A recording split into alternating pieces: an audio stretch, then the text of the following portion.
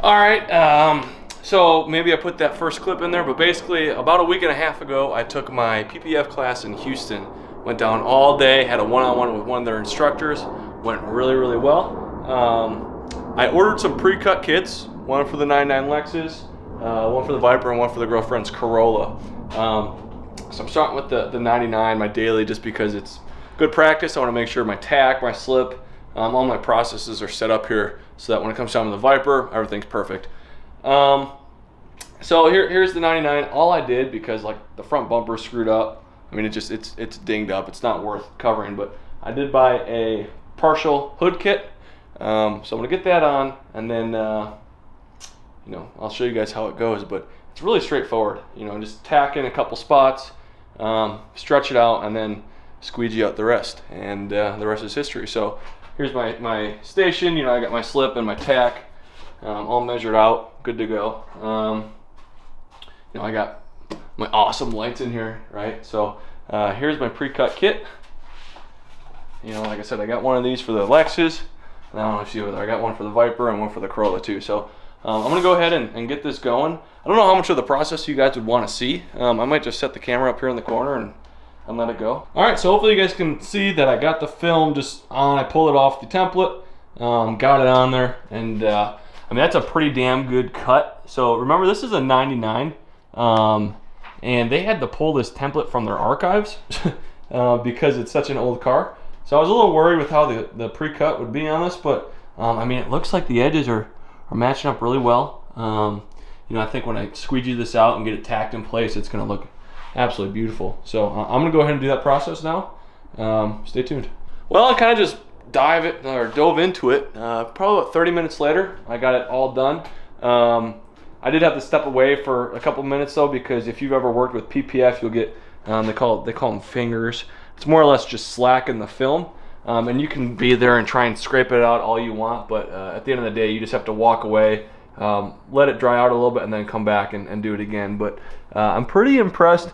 Again, don't mind the car, because this thing is all sorts of beat up from the Texas highways, but I mean, I was able to get this line basically perfect, and that's what I'm looking for, right? When I do this, I'm not looking for, I mean, of course it makes the front of the car look great. It fills in a lot of the rock chips and everything. The big stuff like this one is still be seen, and I didn't spend any time trying to do any paint correction or anything like that. I mean, this hood is 22 years old, and like I said, it just gets beat up on these Texas roads. So one thing I wish is that if I ever get another car, I'm gonna go ahead and put this on first thing, because that way it'll just keep the paint looking great. This film has a self-healing property to it. So if you ever get a big stone, you just get a heat gun, and then it goes away. So yeah, I'm super pumped.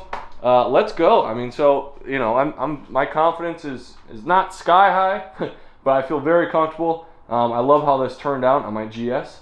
I got the Viper over there next. So I'm gonna go ahead and spend a little bit of time on the Viper, making sure that front bumper is perfect. And then I also have pre-cut headlights for that as well. As I mentioned, 3M, they're not invulnerable from the supply chain woes. They actually have a pretty long lead time on these 48-inch and 60-inch rolls that come in like 100 feet length. So I'm talking about the width. Obviously, the 48 inches is the width of the film. And that way I could try and get as much as that hood covered with one big piece as possible.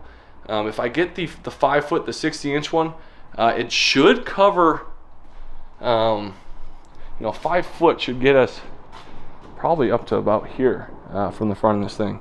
And then from there, if I wanted to put another 2 foot section and cover this up, I could. But yeah, so Lexus is done. Feel great about it. Onto the Viper. Okay, so I'm gonna do the headlights on the Viper first, and then I'm gonna do the bumper. I'm gonna have to give the bumper some love, make sure it's nice and clean, all the bugs are off. I'm a little curious about how I should tackle this section here. I don't know if you guys can see that, but it's cracked from hitting things, and I'm also gonna try and jack this up and maybe do some paint correction there. Looking at this, I might put this off till next weekend just because I want to get this thing as perfect as possible. before I start putting some PPF on it. But I am for sure going to do the headlights right now. These are fairly simple, straightforward, and if you know anything about Vipers, headlights are unobtainium. So getting these wrapped in PPF will be great for peace of mind. No way they could get cracked with that film on, unless, you know, a frickin' boulder hits it. So yeah, I'm gonna get the headlights going right now. All right, forget the crudeness. I am just laying the camera on the table. I didn't bother setting up the tripod with it, which would probably be better for this. But looking at how this light's set up, I think I'm gonna go ahead and tack this inner piece and then stretch it from there. Get as much coverage as I can. Pushing that in. And then you're gonna set your tack. Basically means that this portion of the light should be the anchor point. Okay. And everything else looks good from there. Down a touch. And you want to work away from your tack point, never towards it, so you'll screw it up.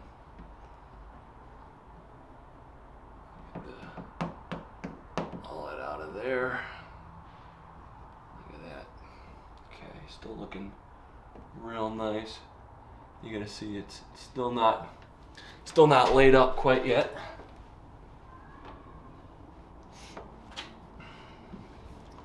Wait till you get nice and strong tack there, and then you can really yank on it.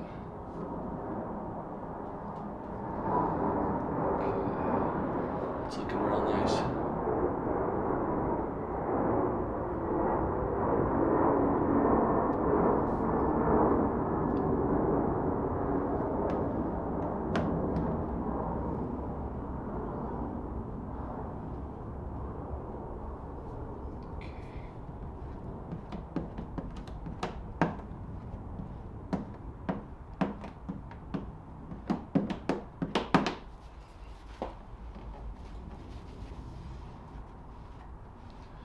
If you guys have ever seen PPF film or video before, I mean, you're familiar. It's really not that hard to do. Just a lot of patience, more or less.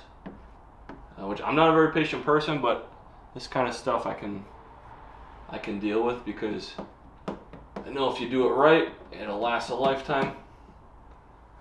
Basically, this should be on the car for, you know, forever. Because it sits in a garage, I really don't expect this to really dry out or yellow, even though they give you a lifetime warranty on this. Yeah, not 10 years. I think they told me it's a lifetime warranty. Okay, a little bit more. Yeah, and I'm actually really impressed with how this piece is laying. It's laying really, really well. And it's got a great fit to it.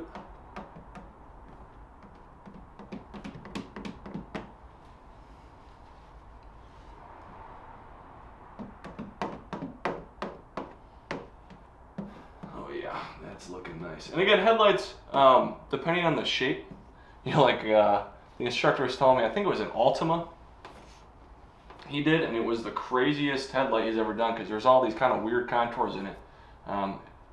Comparatively to this Viper headlight, it's pretty straightforward.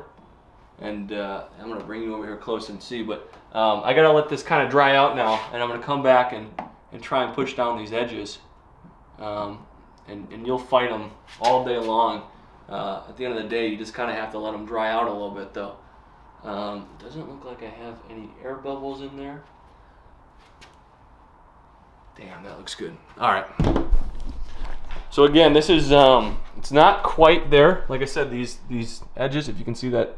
Let's see if we can get you guys focused. Right here. Again, it's so small. The camera's having a hard time picking it up. But this whole thing is now completely why are we not focusing? It's completely covered now. At least the parts that's gonna be exposed, like all this up here, where the hood is gonna be covering, that is still open. But anything that can be impacted by rocks is completely covered now. And I don't know, you saw that probably took me less than 5 minutes to do that one headlight. So now I'm gonna do the other side. I'm not gonna record it because again, it's pretty dry content. You know, just patiently squeegeeing out the water or the slip, and then like I said, all I did was tack this one section just to get started. You don't want to go crazy with the tack on it because I guess it's a pain in the ass to remove, and it's kind of like a cheater's way of doing it too. So when you use the slip, you get a lot better layup as well. So give it some goose.